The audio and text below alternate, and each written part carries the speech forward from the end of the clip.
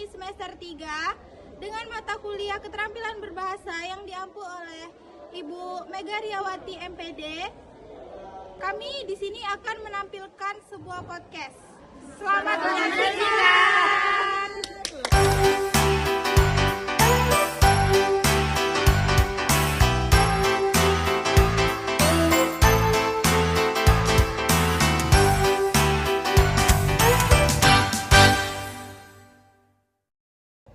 Baik, bismillahirrahmanirrahim. Assalamualaikum warahmatullahi wabarakatuh.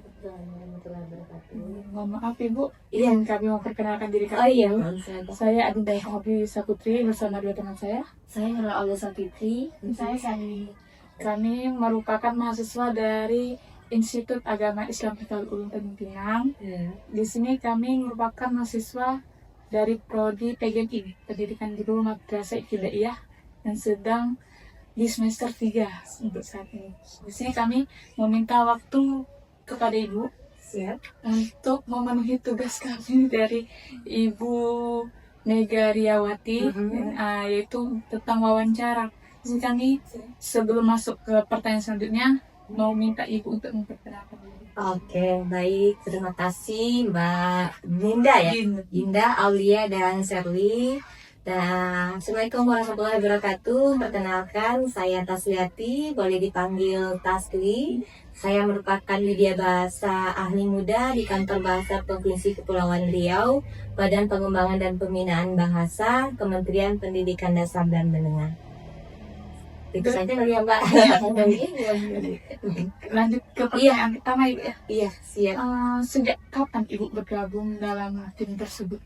Oh iya, kalau bergabung di dalam tim itu sudah cukup lama, tapi khususnya kalau di posisi yang sekarang itu baru 2022 karena adanya regulasi berkaitan dengan pembinaan lembaga. Jadi pemerintah Indonesia sekarang itu kan sudah semakin menggalakkan bahwa kita sebagai bangsa Indonesia harus lebih peduli kepada bahasa kita sendiri. Jadi 2022 itu waktu itu saya masih penyuluh bahasa, saya sudah mulai masuk ke tim itu, yaitu tim pembinaan lembaga namanya.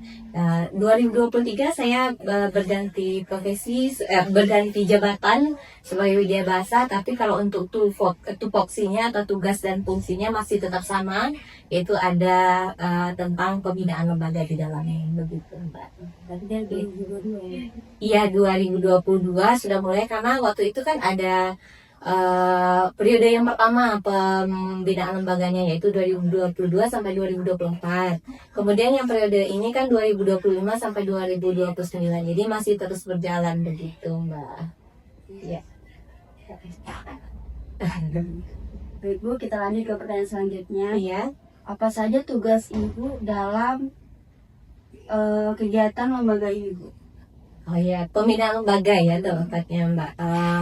Kalau untuk tugas dan kegiatannya tentu banyak sekali berkaitan dengan pembinaan.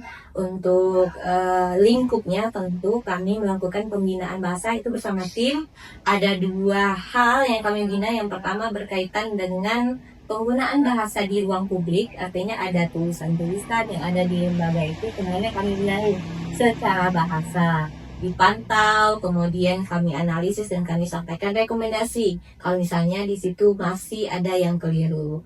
Kemudian selain di ruang publik atau di lanskap, kami juga membina berkaitan dengan dokumen atau persuratan. Artinya apakah surat dari instansi itu, misalnya surat resminya itu sudah sesuai dengan kaidah bahasa Indonesia gitu. Apakah ejaannya, pilihan katanya apakah sudah sesuai? Nah, itu juga menjadi ranah pembinaan kami, begitu Mbak.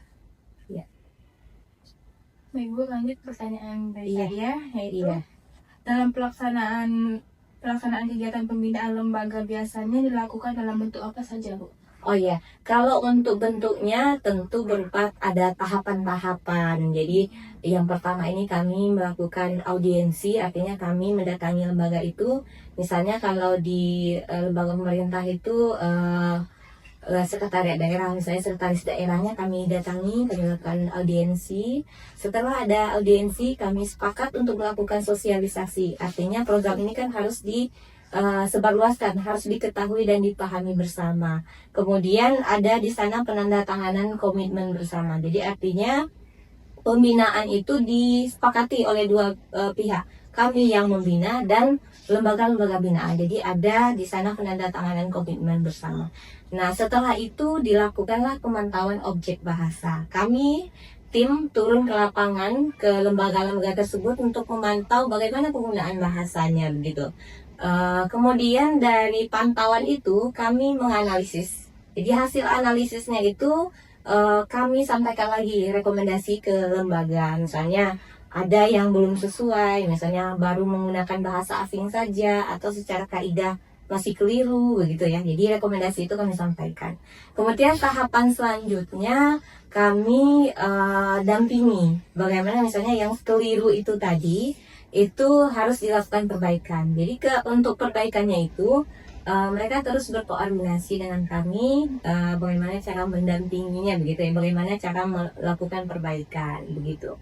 Nah, yang terakhir sebelum apresiasi ya kami lakukan evaluasi. Jadi evaluasi itu melihat apakah benar-benar ada perubahan dari kesalahan-kesalahan atau rekomendasi itu tadi. Kemudian yang terakhir untuk lembaga-lembaga yang perubahannya cukup signifikan, itu kami berikan apresiasi. Begitu kurang lebih tahapannya Mbak Sepli, Mbak Linda dan Mbak Aulia. Ya. Oke. Selanjutnya materi apa saja Bu yang sering disampaikan kepada lembaga sasaran? Oh ya, untuk materi tentu berkaitan dengan kebahasaannya, karena kita kan ingin meningkatkan bagaimana penggunaan bahasa, kualitas penggunaan bahasanya.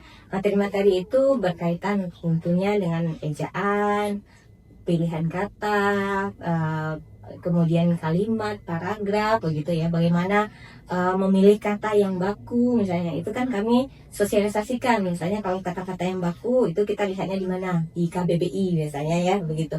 Kemudian untuk penulisan kalimat di dalam persuratan, nah itu juga kami sosialisasikan yang benar itu seperti apa. Jadi para konseptor suratnya ini yang terutama itu kami benar-benar kami bina begitu, kami sampaikan ini ya ini masih keliru, nah yang tepatnya seperti ini. Jadi kami juga memperhatikan bagaimana tata naskah dinas yang berlaku di lembaga-lembaga tersebut begitu. Ya.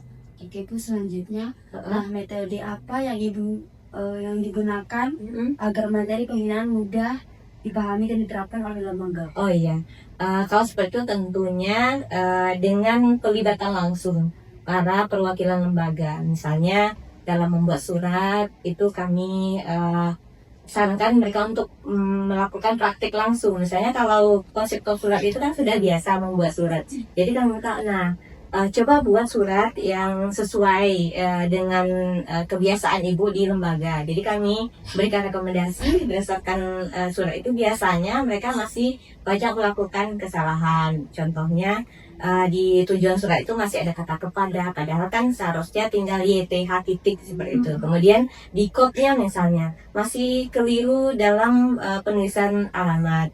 Harusnya kan misalnya setiap unsur alamat itu kan harus ada tanda koma. Kadang tanda komanya masih tinggal seperti itu. Kemudian kalau dalam sosialisasi ini biasanya kami juga menampilkan contoh-contoh yang sudah benar dan contoh-contoh yang masih keliru begitu. Jadi itu yang harus dibenahi. Jadi kami buatkan juga rekomendasinya itu yang benarnya seperti apa. Biasanya kalau yang di ruang publik itu untuk tulisan itu kalau mau menggunakan bahasa asing itu boleh, tetapi bahasa asing itu posisinya harus di bawah. Jadi bahasa Indonesia itu di atas, ukurannya lebih besar dan harus mencolok ya. Kemudian yang di bawahnya itu baru bahasa apapun boleh, bahasa asing boleh, bahasa daerah boleh. Ukurannya harus di bawah, harus lebih kecil, kemudian dicetak miring. Begitu Mbak, itu contohnya sedikit. Ya. Ibu tanyanya, bagaimana respon lembaga sasaran terhadap kegiatan pembinaan bahasa yang dilakukan? Oh iya, kalau untuk respon sebenarnya kan beragam ya, karena ini program dari pemerintah, butuh dana, butuh anggaran begitu ya. Jadi memang belum sepenuhnya diterima 100%, tapi sejauh ini sebagian besar memandang itu hal yang positif begitu. Jadi sebagian lembaga, sebagian besar juga telah melakukan perubahan, utamanya di persuratan begitu Mbak. Tetapi kalau untuk di ruang publik, memang saat ini masih banyak terkendala anggaran begitu ya, karena kan untuk perubahan di tahun itu tidak bisa langsung dilakukan, jadi kan harus perencanaannya pada tahun sebelumnya. Jadi untuk perubahan itu biasanya di akhir tahun itu dibuat penganggaran untuk dilakukan pada tahun berikutnya. Jadi itu sebenarnya yang masih menjadi PR kami dan lembaga-lembaga itu gitu. Kalau untuk kendala Bu, apa yang sering dihadapi? Iya. Untuk kendala pembinaan ini memang yang tadi saya sebutkan, yaitu ada penganggaran, kemudian ada kendala regulasi. Regulasi ini berkaitan dengan aturan yang berlaku ya. Kadangkala tata naskah dinas misalnya yang berlaku di lembaga itu, misalnya di lingkungan pemerintah provinsi, itu tata naskah dinasnya itu kadang masih banyak yang keliru. Untuk contoh-contohnya, sebenarnya kan kalau untuk regulasi itu kan mereka harus melihat ke Permendagri. Jadi kalau adik-adik perlu mengetahui, kalau untuk regulasi tata naskah itu ada Permendagri di atasnya, kemudian di bawahnya ada regulasi lagi, misalnya peraturan gubernur untuk yang tingkat provinsi, kemudian peraturan wali kota atau peraturan bupati untuk tingkat kota dan kabupaten. Nah, yang aturan yang di bawah ini kadang tidak merujuk ke Permendagri-nya begitu. Jadi itu yang masih menjadi kendala, itu berkaitan dengan regulasi. Kemudian yang penganggaran itu sudah tentu ya, itu khusus di ruang publik itu kan untuk perbaikan itu perlu dana, apalagi misalnya untuk membuat pelang yang terbuat dari besi, kayu, akrilik dan seterusnya, itu kan lumayan banyak memakan dana gitu. Kemudian kendala yang ketiga itu berkaitan dengan tenaga. Tenaga itu dari kami sebagai tim. Di dalam tim sekarang kami hanya ada 2 orang. Sementara kami harus membina 50 lembaga. 50 lembaga itu di seluruh Provinsi Kepulauan Riau. Ada 7 kabupaten kota ya. Ada ya teman-teman gitu. Jadi itu yang menjadi kendala. Jadi kami harus berbagi peran, kemudian harus betul-betul bisa konsisten setiap hari itu melakukan analisis, melakukan pendampingan begitu. Itu kan. Iya. Nah Bu, menurut Ibu sejauh mana nih pembinaan lembaga berdampak pada peningkatan penggunaan bahasa Indonesia yang baik dan benar? Oke. Kalau untuk pengaruhnya itu ya, dampaknya itu ya, sebenarnya itu kan kita perlu melihat dengan data. Tapi kalau yang untuk periode sebelumnya memang sudah ada peningkatan. Tapi kan kita harus melihat lagi seperti apa sebenarnya di lapangannya begitu ya. Biasanya itu saling terkait. Kalau misalnya bahasa di ruang publik dan bahasa di persuratannya itu sudah dibenahi, otomatis itu kan bisa mengedukasi orang-orang yang ada di sekelilingnya. Misalnya untuk di ruang publik, kalau penulisannya sudah baik, itu kan dilihat oleh banyak orang, dilihat oleh masyarakat atau orang-orang yang setiap hari terlibat di dalamnya. Jadi kan mereka mengetahui yang benar itu apa, misalnya ya, misalnya ruang pertemuan bukan meeting room gitu ya, itu contohnya. Kemudian di dalam persuratan juga seperti itu, bagaimana penulisan NIP yang benar, misalnya NIP yang benar kan misalnya tanpa tanda titik gitu ya. Jadi sudah diketahui secara bersama, jadi itu mengedukasi. Jadi kalau ruang publik dan persuratannya sudah dibenahi, otomatis nanti insan atau individu di sekelilingnya juga menjadi teredukasi gitu. Bu, Iya. apakah biasanya Ibu tidak lanjut setelah kegiatan pembinaan selesai dilakukan? Ya, tindak lanjut ya. Iya. Iya, tentu ada tindak lanjutnya dari lembaga. Yang tadi seperti rekomendasi itu kan pada tahap evaluasi atau tahap akhir itu kan masih banyak belum sepenuhnya dibenahi, belum sepenuhnya diperbaiki. Jadi kami masih memberikan waktu kepada lembaga untuk terus melakukan praktik baik dalam perbaikan ruang publik itu dan di dalam persulatan gitu.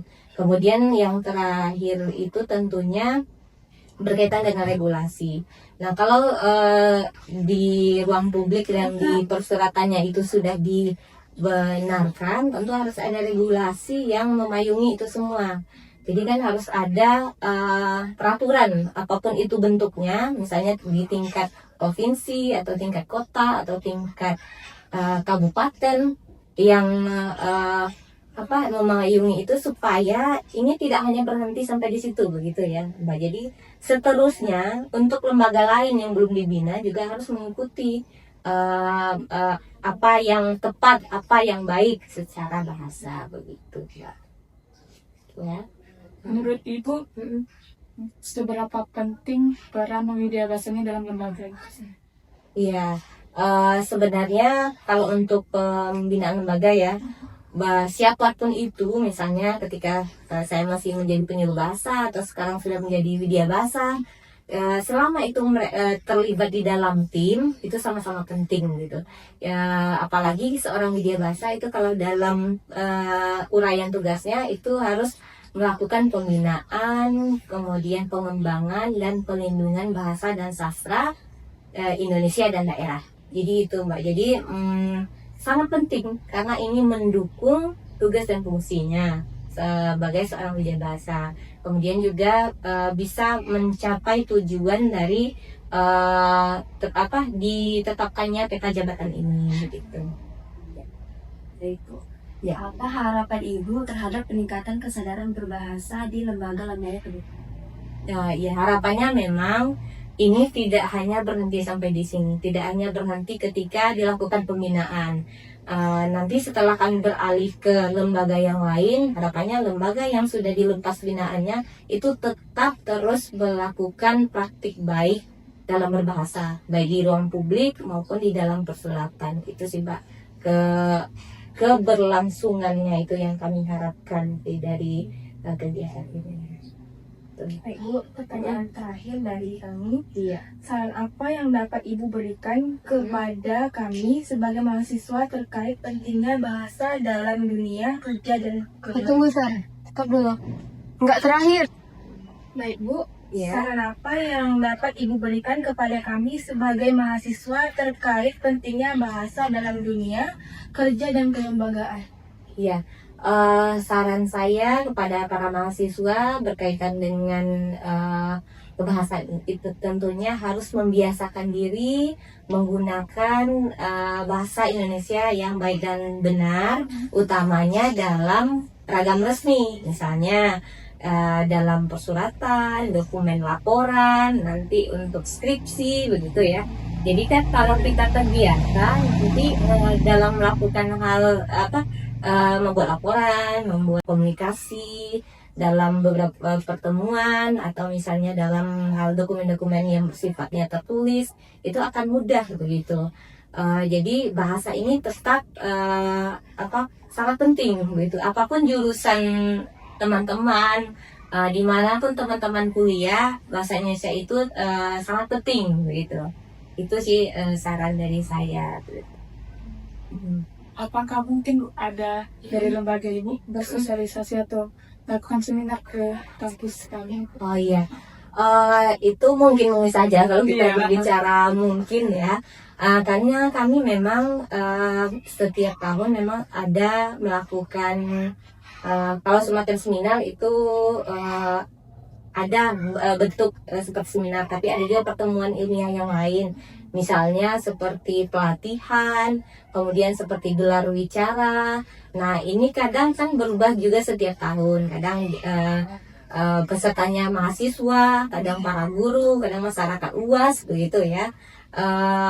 Itu bisa dilakukan dan tidak hanya dari kami yang menginisiasi terlaksana kegiatan seperti itu.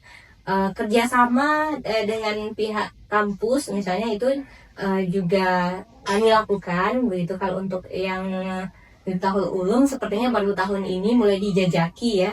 Ya mudah-mudahan nanti ke depan kami juga bisa melibatkan teman-teman semua, misalnya sebagai peserta kalau ada kegiatan kebahasaan begitu. Insya Allah kedepannya itu tetap kita lakukan.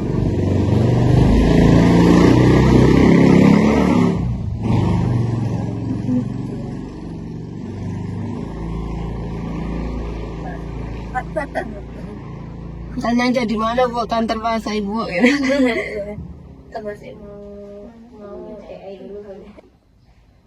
Baik Bu, boleh Ibu ceritakan pengalaman Ibu sehingga dapat tergabung ke dalam lembaga Ibu. Sebenarnya kalau untuk bergabung ke kantor bahasa ya, sebenarnya itu di awalnya memang tidak ada berpikir seperti itu, tapi dulu memang saya kuliahnya di bidang bahasa. Waktu itu S1 Pendidikan Bahasa dan Sastra Indonesia, kemudian S2-nya Linguistik, masih tentang bahasa. Nah, waktu itu memang ketika saya sekolah, waktu itu masih SMA, saya memang suka dengan bahasa Indonesia ya. Dari situ saya mencari jurusan yang memang sesuai begitu ya. Itu bahasa Indonesia, walaupun sebenarnya banyak orang atau banyak teman yang kurang setuju begitu, karena bahasa Indonesia itu kan sudah diajarkan dari kamu SD, bahkan sebelum kamu SD kamu sudah mengetahui bahasa Indonesia begitu ya. Itu tanggapan negatif dari teman-teman, tapi itu tidak menyurutkannya saya bahwa ternyata bahasa Indonesia itu walaupun kita walaupun dari kecil kita berkecimpung di bidang itu, kita sehari-hari menggunakan bahasa Indonesia begitu. Ketika saya kuliah, saya baru mengetahui bahwa bahasa Indonesia itu tidak semudah itu dan tidak segampang itu gitu ya. Teman-teman, ada hal yang perlu kita gali di dalam bahasa Indonesia. Misalnya dari hal tata bahasa itu, bahkan bahasa Indonesia itu lebih rumit daripada bahasa Inggris sepengetahuan saya. Karena di sana kita harus belajar fonologi, morfologi, sintaksis, begitu ya. Fonologi itu misalnya bagaimana setiap bunyi dalam alat ucap kita itu diproduksi di dalam alat ucap. Nah, itu contohnya, itu yang fonologi. Posisi huruf E dan E itu di mana di dalam mulut begitu ya, itu contohnya. Itu saya juga baru tahu ketika saya kuliah begitu. Kemudian misalnya tentang sintaksis ya. Sintaksis itu tentang frasa, kata, kalimat. Oh, ternyata dalam bahasa Indonesia itu ada banyak tingkatan di dalam struktur bahasa Indonesia ya. Misalnya kalau struktur frasa, misalnya frasa itu gabungan kata. Ini contoh sedikit ya teman-teman. Jadi ada gabungan kata itu yang idiomatis, ada yang tidak idiomatis. Misalnya panjang tangan begitu ya. Panjang tangan itu kan tidak berarti tangannya itu panjang begitu ya teman-teman. Jadi ya, itu kan artinya ada makna lain begitu. Itu salah satu contohnya. Tapi ada juga yang misalnya tangannya memang panjang, misalnya ada kelainan begitu ya. Nah, tangan kanannya itu lebih panjang dari tangan kiri, misalnya seperti itu. Itu kan juga ada makna, jadi itu makna yang berbeda. Nah, itu perihal tentang makna itu juga banyak sekali dikaji begitu. Misalnya apa bedanya melihat dengan memandang gitu. Apakah bisa terus saling menggantikan begitu. Misalnya saya melihat dia pergi misalnya, atau saya memandang dia pergi, atau saya menatap ya, saya menatap dia pergi. Itu kan berbeda ya teman-teman. Jadi itu komponen-komponen maknanya itu dianalisis dalam satu bidang ilmu namanya semantik begitu. Dan banyak lagi yang dikaji begitu. Karena memang kalau di bahasa mungkin seperti itu ya. Kalau jurusan lain mungkin kesulitannya berbeda. Tapi kan saya tidak mengetahui itu gitu ya. Nah, kalau di bahasa kesulitan seperti itu. Tapi selama kita masih menyukai dan menyenangi pembelajaran itu, bagi saya itu menyenangkan dan itu hal baru gitu, membuat kita oh ternyata bahasa Indonesia itu begini begitu ya teman-teman. Jadi ada hal baru yang kita buka, ada pengetahuan baru yang kita pahami begitu ya. Walaupun sebenarnya dari kecil kita sudah setiap hari berkecimpung atau terlibat dalam percakapan di dalam bahasa Indonesia begitu. Kemudian 2014 ya kalau tidak salah, waktu itu saya masih kuliah waktu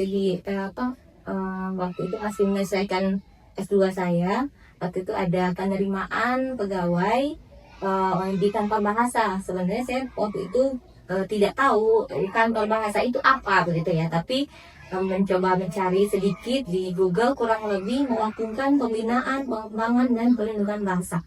Sepertinya menarik begitu ya, dan sesuai dengan jurusan begitu. Jadi saya dengan ketertarikan itu akhirnya saya putuskan untuk melamar di situ begitu. Jadi karena saya sebenarnya asli Riau, tapi waktu itu di Riau tidak dibuka pendaftaran tanah. Jadi saya pilih Kepulauan Riau karena sepertinya Kepulauan Riau dan Riau masih dekat ya, sebenarnya masih sama-sama Riau begitu ya. Tapi ketika saya datang ke sini, oh ternyata jauh gitu ya. Tapi itu tidak membuat saya menyesal karena setelah saya jalani, oh ternyata ini menyenangkan begitu. Setiap hari kita membahas bahasa, menganalisis bahasa begitu ya. Jadi kalau dulu saya masih belajar, sekarang saya harus juga mempelajari orang lain gitu. Jadi semakin kita belajar, semakin kita memberikan pengetahuan juga kepada orang lain, ternyata kita juga semakin melekat ilmunya begitu ya. Kalau dulu saya belum tahu misalnya menulis surat yang benar itu seperti apa begitu ya, masih sering salah begitu ya. Tetapi setelah menganalisis banyak, akhirnya dengan melihat surat aja misalnya, oh ada surat yang dulu saya belum tahu misalnya menulis surat yang benar itu seperti apa begitu ya, masih sering salah begitu ya. Tetapi setelah menganalisis banyak, akhirnya dengan melihat surat aja misalnya, oh ada surat yang ditampilkan oh ini salah ya, oh ini salah. Jadi itu secara intuitif gitu ya, kita bisa intuisi kita jadi terasah kalau kita sering-sering terlibat di bidang itu. Begitu juga misalnya teman-teman, misalnya bidang PAI ya teman-teman. Nah, itu nanti kalau setiap hari misalnya berkecimpung di bidang pendidikan, insya Allah nanti juga akan pakar dengan sendirinya.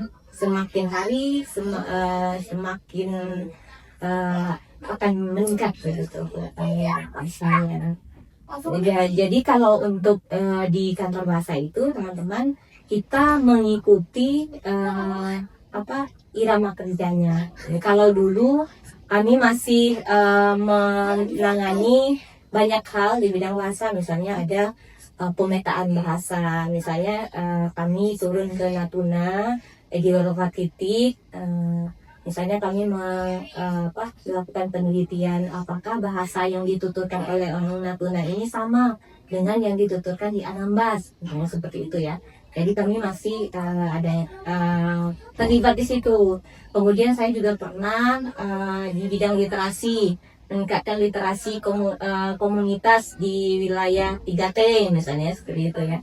Jadi itu kalau sekarang itu sudah lebih spesifik. Jadi saya khusus untuk pembina lembaga dan penutur saja di tim yang saya ikuti. Kalau untuk yang pemetaan bahasa itu beda tim lagi, literasi beda tim lagi, bahasa Indonesia untuk penutur asing itu beda lagi orangnya. UKBI, uji kemahiran berbahasa Indonesia atau TOEFL-nya bahasa Indonesia ya. Nah itu juga ditangani oleh tim yang berbeda. Jadi terus ada perkembangan gitu.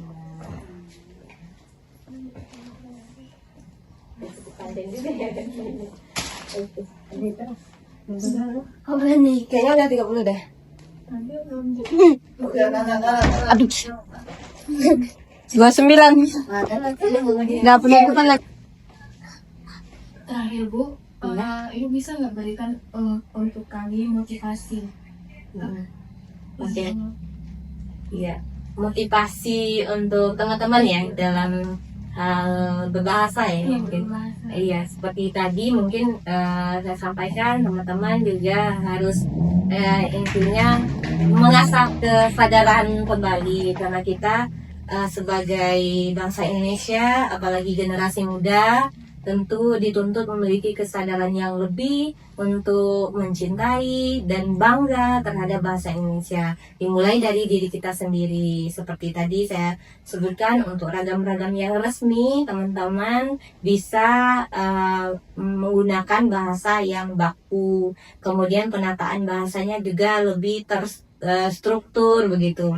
Kemudian untuk di dalam membuat skripsi, karya tulis, laporan begitu ya, upayakan tidak ada lagi nanti yang dicatat oleh dosen begitu ya. Artinya berarti penggunaan bahasanya itu sudah tepat, sudah baik begitu, penataan kalimatnya juga sudah bagus begitu. Jadi nanti ketika dosen nanti membaca atau mengoreksi tulisan teman-teman, dosennya tidak pusing lagi begitu ya intinya, karena sudah terlatih menggunakan bahasa Indonesia, menulis dalam bahasa Indonesia, berbicara dalam bahasa Indonesia.